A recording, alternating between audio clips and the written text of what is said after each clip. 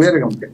ఏమంటే 370 ఆర్టికల్ రద్దు అయిన తర్వాత ఇప్పుడు దేశంలో కలిసినట్టు లెక్క, పూర్తి స్థాయిలో కలిసిందని మోడీ గారు అంటారు. కనుక జమ్మూ కాశ్మీర్ తో సహా మినహాయింపు లేకుండా ఎక్కడైనా ఎవరైనా పోటీ చేయొచ్చు, పార్టీ పెట్టుకోవచ్చు, దానికి అభ్యంతరం ఉండదు. కానీ ఇక్కడ ఏమవుతుందంటే విద్వేషాల పునాదుల మీద లేకుంటే ప్రాంతాల మధ్య విభేదాలు సృష్టించే రాజకీయాన్ని ఎవరు రాజ్యాంగం కూడా ఒప్పుకోరు. ప్రాంతము, మతము, కులము, భాష ఇవన్నీ భావోద్వేగాలకు సంబంధించిన అంశాలు ప్రేరేపిస్తే అందరం నష్టపోతాము. కనుక పార్టీ పెట్టుకోవడానికి ఎవరు వ్యతిరేకులు? పార్టీని పెట్టి నడిపించిన సందర్భం చూసినాం. తెలంగాణలో పుట్టింది తెలుగుదేశం పార్టీ ఇక్కడే పుట్టింది, అట్లానే మనకు జనసేన కూడా ఇక్కడే పుట్టింది.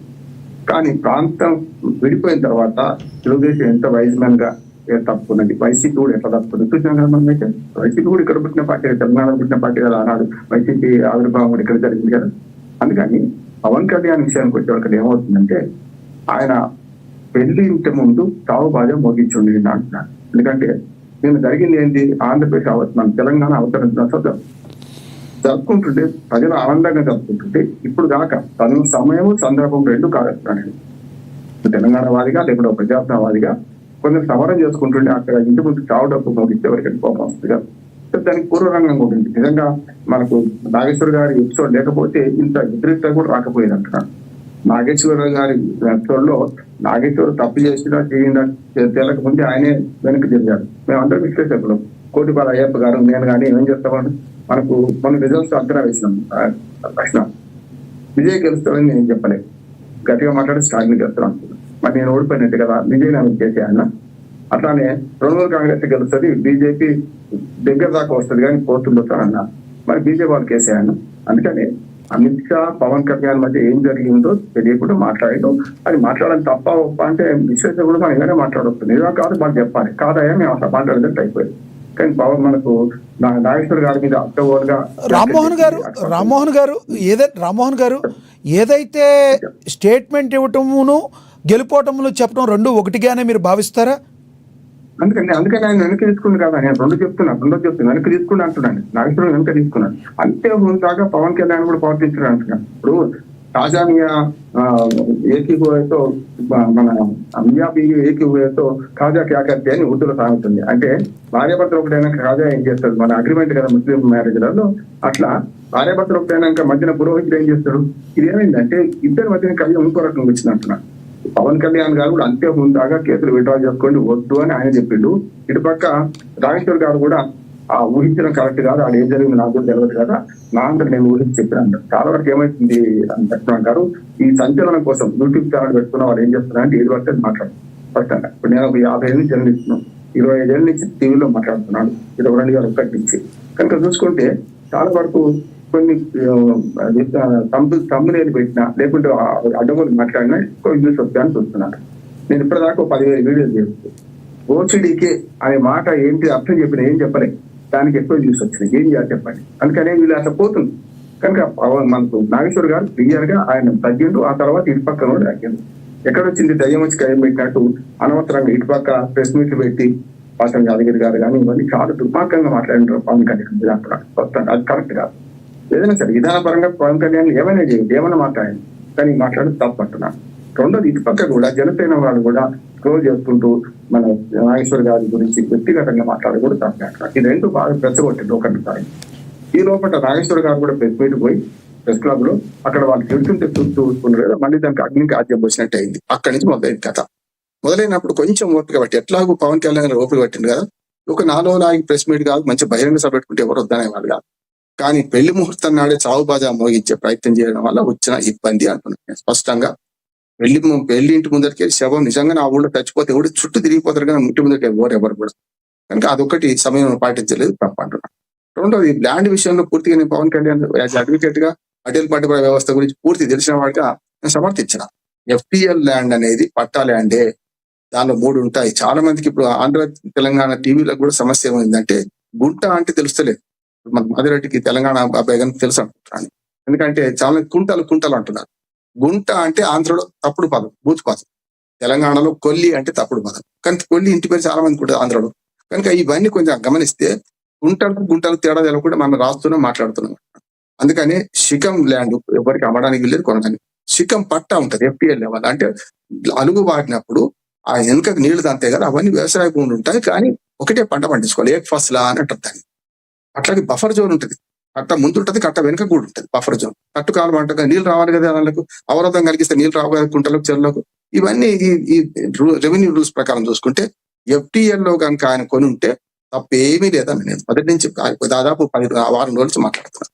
రెండోది ఏమైతుందంటే ఈ వివాదం ముదరడానికి కాంగ్రెస్ ప్రభుత్వం కారణం కదా. ఇవాళ నేనేమంటున్నానంటే FTL లో ఉందా లేదా తెలుసడానికి ఒక్క పూట చాలు కదా.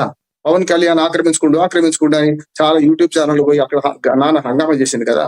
ఇదే రేవంత్ రెడ్డి గారి మీద గతంలో మన Janwada farm house KTR farm house మీద వీడియో తీస్తే ఏమైనా చూసింది కదా, కేసు కాలేదు, అరెస్ట్ కాలేదు.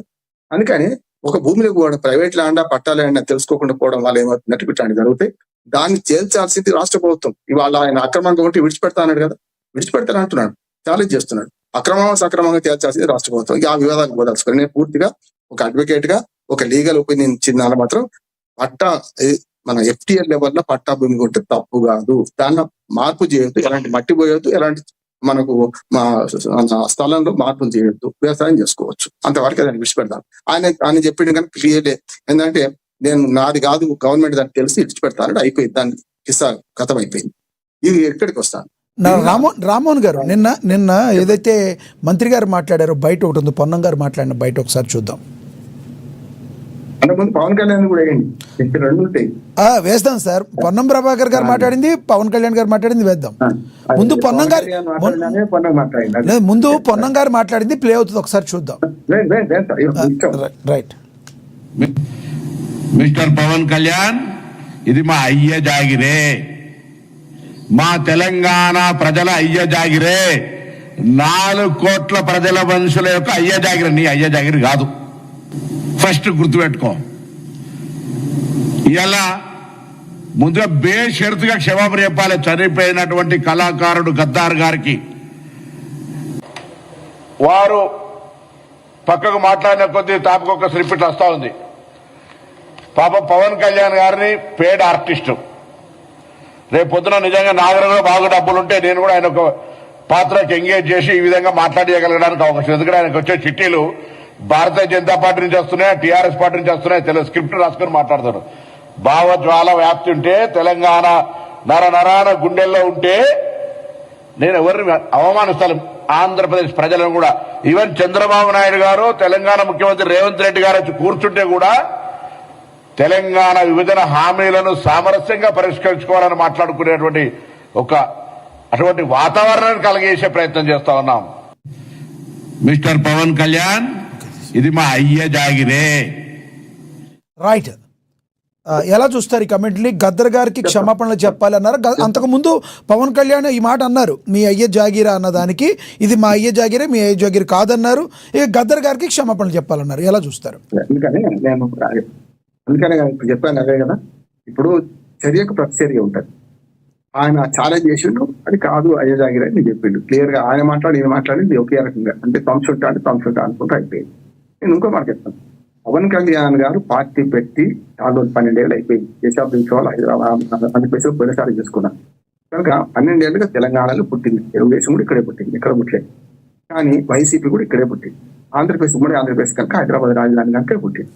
కానీ ఇక్కడ పుట్టినంత మాత్రం హక్కులు ఉంటాయి అంటే తప్పు కూడా కాదు. ఎక్కడొస్తుంది సమస్య అంటే 2 విషయాలలో అన్నదా అనలేదు తెలియదు, కానీ స్క్రోల్ అవుతున్నాయి కదా. ఇప్పుడు వ్యవసాయం దండుగా పండుగ కాదు అని చంద్రబాబు నాయుడు అన్నాడో తెలియదు, కానీ వ్యవసాయం దండుగా అని చంద్రబాబు నాయుడు. అట్లాగే వరి వేస్తే ఊరి అంటే ఎవరి యాదకి వస్తారు, కేసీఆర్ గారికి ఆకు వస్తారు. ఈయన కూడా 2 వ్యాఖ్యలు చేసింది. మొట్టమొదటిదేమో 10 రోజులు 11 రోజులు నేను అన్నం ముట్టలేదన్నాడు. ఇప్పుడు వివరణ ఇస్తున్నారు పవన్ కళ్యాణ్ గారు. ఏమని అంటే కాదు విభజన తీరుకు వ్యతిరేకంగా, విభజనకు వ్యతిరేకంగా.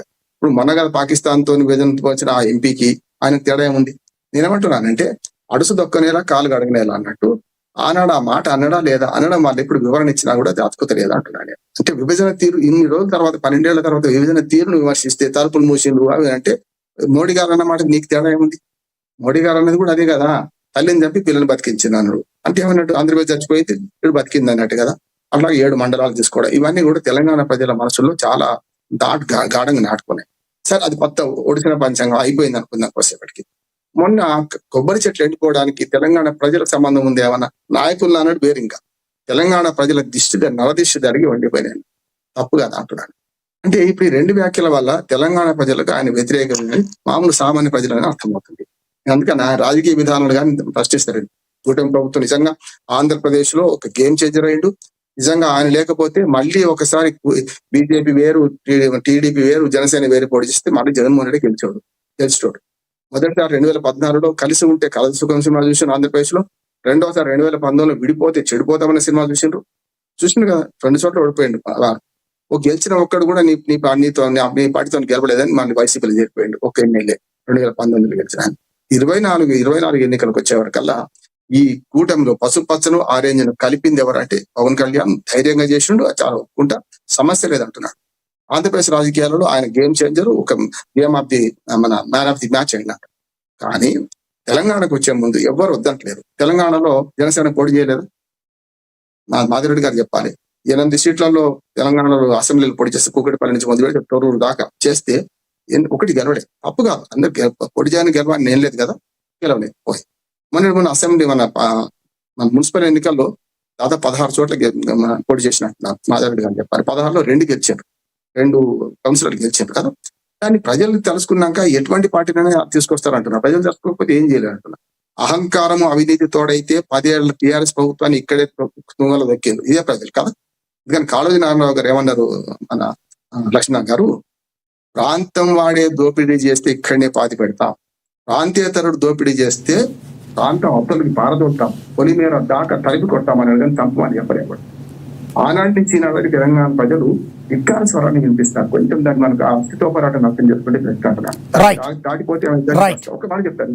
నేను మళ్ళీ పక్షపాతం లేదు, 2 నిమిషాలు మాట్లాడి నేను ముగిస్తాను. ఇక మీరు ఎప్పుడైనా ఏమని చెప్పండి, నేను 2 నిమిషాలు మాట్లాడు.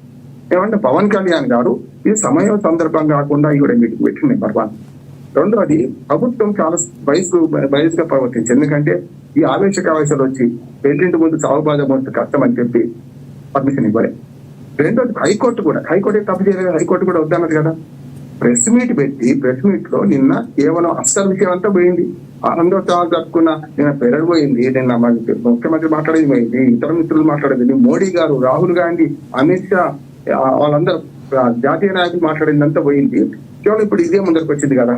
నేనేమంటున్నాను, పవన్ కళ్యాణ్ గారు కనుక ఒక 4 రోజులకు పడితే ఎవరు వద్దనే సమస్య లేదు. తెలంగాణలో ఎవరు పోటీ చేయొద్దని అంటాడు. ఆయన పోటీ చేయొచ్చు, ప్రజల మనల్ని చూరకుంటే మొత్తం సీట్లు గెలవచ్చు. ఎవరు వద్దంటున్నారు, విజయ్ గెలిచిండి, మనం విజయ్ ఎట్లా గెలిచింది అంటున్నాం. అట్లేనా ఇక్కడ కూడా పవన్ కళ్యాణ్ గారు ఇప్పుడు నిన్న అయ్య జాగీరా అని ఒకటే పని. ఇంకొక మాట చెప్తాను, గద్దర్కు మనం చేసిన సహాయము జైలుండాలి ఎట్లుంటది. నా లక్ష్మణ్ గారు ఈ చేసిన ఈ చేయి చెప్పారు, చనిపోయినాడు. గద్దర్ సమాధానికి బతికి ఉంటే అప్పుడు వేరు ఉంటుండే. ఆయన కారు కొనిచ్చుడు అది గ్రేట్ కాదంటున్నారు. అట్లానే 30 కోట్ల రూపాయలు ఎవడబ్బోతాం, అది మన తెలంగాణ ప్రజలు భక్తుల సొమ్ము. ఇవాళ గతంలో ఉమ్మడి ఆంధ్రప్రదేశ్ ఉన్నప్పుడు చాలా వరకు కళ్యాణ మంటపాలు, మాధవరెడ్డి గారు బాగా చెప్తారు, కళ్యాణ మంటపాలు చాలా కట్టించింది ఇదే మనకు టీటీడీ. మరి ఇప్పుడు అటువంటి లేనేలేవు కదా కళ్యాణ మండపాలు. తెలంగాణ దిక్కు లేదంటున్నారు. 30 కోట్ల రూపాయలు టీటీడీ నుంచి ఇప్పిస్తే తెలంగాణ ఆ లెక్కలు కూడా ఉన్నాయి. తెలంగాణ నుంచి భక్తులు అంటే ఆంధ్రప్రదేశ్ కాకుండా తెలంగాణ ఈ ప్రాంతం ఉందో హైదరాబాద్ తో సహా పోయిన భక్తుల మొత్తం రోజుకు 4 కోట్లు వస్తువులైతే ఉండే డబ్బులు వేరే కోట్ల రూపాయలు పక్కన పెట్టి దాంతో 1350 కోట్లు ఉంటే 600 కోట్ల రూపాయల వరకు తెలంగాణ ప్రాంత భక్తులు వేసి ఉంటున్నాయి అంటున్నారు. అది లెక్క చెప్తుంది, మరి ఎంతవరకు కరెక్ట్ తెలియదు. కనుక ఏమంటారంటే అట్లా మన 600 కోట్లు ఇస్తున్నారు. అట్లాగే సినిమా ఫీల్డ్ లో కూడా పవన్ కళ్యాణ్ కానీ మిగతా ఈ తెలుగు సినిమా ఫీల్డ్ కూడా ఎక్కువ భాగం నైజాము, సీడెడ్